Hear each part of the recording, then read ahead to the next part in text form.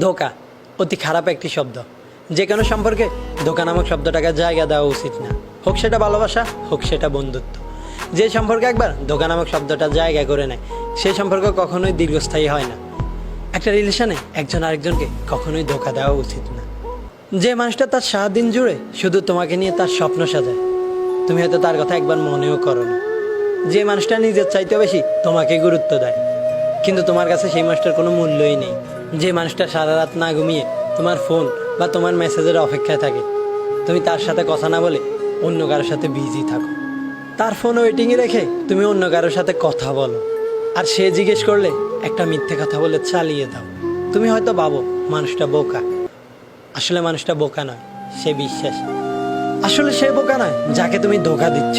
বোকা হচ্ছ তুমি, কারণ তুমি এমন একজন মানুষকে ধোঁকা দিচ্ছ যে তোমাকে নিজের চাইতেও বেশি ভালোবাসে আর বিশ্বাস করে। হয়তো তোমার এই ধোঁকার কারণে মানুষটা একদিন হারিয়ে যাবে তোমার জীবন থেকে, যে তোমাকে নিজের চাইতেও বেশি ভালোবাসতো। তখন বুঝবে মানুষটার কতটা প্রয়োজন ছিল তোমার জীবনে। সময় পরিবর্তনশীল, সেই সাথে ভাগ্যটাও। হয়তো তোমাকেও কারো না কারো ধোঁকার শিকার হতে হবে, অপেক্ষাটা শুধু সময়। এ পাগলের ভালোবাসার স্বভাব একদিন পুরাবে আমার অভাব।